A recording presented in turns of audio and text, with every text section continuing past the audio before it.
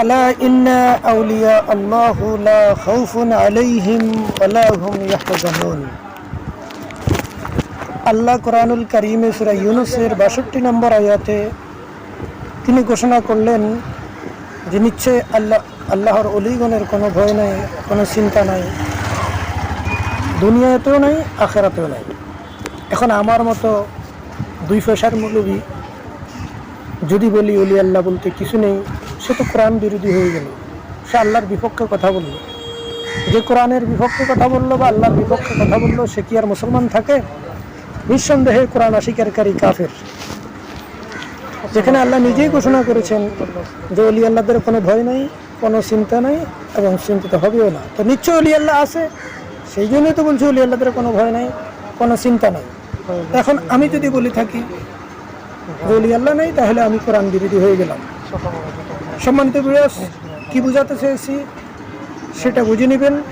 এই মুহূর্তে সৃষ্টিপ্রেমিক মুর্শিদ কেবলা হুজরা শরীফ থেকে ঘুরে বাগে হোসাইনের দিকে এসেছে। এই মুহূর্তে বাগে হোসাইনের সামনে দাঁড়িয়ে আছে। আল্লাহর ওলিগণের সুহবতে থাকার জন্য আল্লাহ নিজেই ঘোষণা করেছেন। অন্যত্র হাদিস শরীফে আল্লাহ রাব্বুল আলামিন তার রাসূলের মাধ্যমে জানিয়েছেন, মান আদানি ওলিয়ান ফাকাদ আযামতু বিল হারবি, যে আমার ওলিগণের সাথে, অর্থাৎ আল্লাহর ওলিগণের সাথে যে বেয়াদবি করে বা বিরোধিতা করে, সে যেন আল্লাহর সাথে যুদ্ধ ঘোষণা করে বা জিহাদ ঘোষণা করে। সম্মানিত বিয়াস, সুতরাং কোনো ইমানদার, কোনো মুসলমান আল্লাহর সাথে জিহাদ করতে পারে না, জিহাদের ঘোষণা করতে পারে না, যুদ্ধ করতে পারে না। নিশ্চয়ই আল্লাহর সাথে জিহাদ ঘোষণাকারী এরা মুরতাদ, এরা শয়তান, এরা কাফের, চাই যে কেউ হোক। সুতরাং প্রকৃত ইমানদার মুসলমান যারা, তারা মুরতাদের অনুসরণ করতে পারে না, মুরতাদের সোহবতে থাকতে পারে না। যেখানে আল্লাহ রাব্বুল আলামিন ওলি আল্লাহগণের ভয় নাই ঘোষণা করেছেন, সুতরাং তাদের সোহবতে থাকা প্রকৃত ইমানদার মুসলমানের কাজ। যেখানে আল্লাহ রাব্বুল আলামিন ওলি আল্লাহর বিরোধিতা করা, বিরোধিতা করা বা আল্লাহর সাথে জিহাদ ঘোষণার শামিল। সুতরাং ইমানদার মুসলমানের কর্তব্য ওলি আল্লাহর সাথে বন্ধুত্ব স্থাপন করা, তাদের সোহবতে থাকা, তাদের খেদমতে থাকা। এভাবে আরও অনেকগুলি দলিল রয়েছে। আজকের এই ভিডিওতে সকল দলিল দিলাম না, ইনশাল্লাহ সামনে আরও ভিডিও যেগুলিতে রয়েছে সেখানে আরও কিছু দলিল পেশ করার চেষ্টা করব। এই মুহূর্তে সৃষ্টিপ্রেমিক শাহিন শাহে জিয়াউল-হক আল-মিজভান্ডারীর রওজা মুবারকের পাশে তার কদম মুবারকের দিকে দাঁড়িয়ে আছেন ভক্তি ছলম জানিয়ে। এরপরে এখান থেকে সৃষ্টিপ্রেমী আবার চলে যাবেন ধীরে ধীরে অন্যান্য আওলাদ রসুলগণের রওজার দিকে। তো সম্মানিত বিয়াস, সাথে থাকবেন।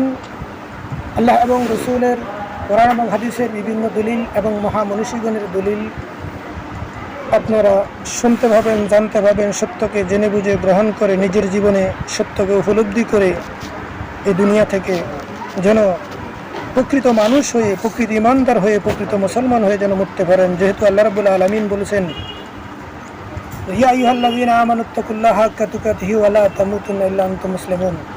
হে ঈমানদারগণ, তোমরা মুসলমান না হয়ে মরিও না। এখানে একটি গভীর বিষয় রয়েছে। ইমানদারকে আল্লাহ বলছেন তোমরা মুসলমান না হয়ে মরিও না। তাহলে ইমানদার এক জিনিস, মুসলমান আরেক জিনিস। মুসলমান কাহাকে বলে, ইমানদার কাহাকে বলে, সেই বিষয়ে ইনশাআল্লাহ সামনে অন্য ভিডিওতে আলোচনা করব।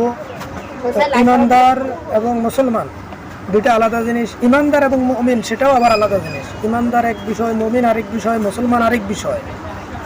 তো সম্মানিত বিরাজ, আমি বলবো আল্লাহর আদেশ এবং রসুলের আদেশ, আল্লাহর প্রেম এবং রসুলের প্রেম যদি আপনার সিনায় ধারণ করতে চান, তবে জামানার ইমাম, যুগের ধর্মীয় প্রতিনিধি আল্লাহর অলিগণের প্রেম সিনায় ধারণ করবেন, তাদের সোহবতে থাকবেন, তাদের আদর্শ অনুসরণ করবেন, তাদেরকে ভালোবাসবেন, তাদের খেদমতেই আল্লাহ এবং রসুলের সন্তুষ্টি অর্জন করার চেষ্টা করবেন ইনশাআল্লাহ। আল্লাহ পাক আমাদের সকলকে বুঝার, জানার, মানার তৌফিক দান করুক। সম্মানিত ব্যাস, এই মুহূর্তে ভিডিওর শেষ দিকে চলে আসছি। আবারও বলছি, ওলি আল্লাহগণের সোহবতে যাবেন, ওলি আল্লাহদেরকে ভালোবাসবেন, তবেই ইমানের পূর্ণতা আসবে। ভিডিওর শেষে একটি কথা বলে যাই, এর আগে একটি ভিডিওতে বলেছিলাম ভোটের মাধ্যমে, জনসমর্থনের মাধ্যমে কোনো প্রকার ধর্মীয় প্রতিনিধি হবে না। ধর্মীয় প্রতিনিধি আল্লাহ নিজেই নির্বাচিত করবেন, যেহেতু আল্লাহর প্রতিনিধি। সুতরাং নবীরাও কখনো ভোটে নির্বাচিত হননি, রসুলগণ ভোটে নির্বাচিত হয়নি। ঠিক তেমনই বর্তমান জামানায়ও ভোটের মাধ্যমে কোনো ধর্মীয় প্রতিনিধি হবেন না, কারণ ধর্মীয় প্রতিনিধি আল্লাহর অলিগণকে আল্লাহ নিজেই নির্বাচিত করবেন, নিজেই সেই জ্ঞান হেকমত কুদরত দিয়েই তাদেরকে প্রতিষ্ঠিত করবেন।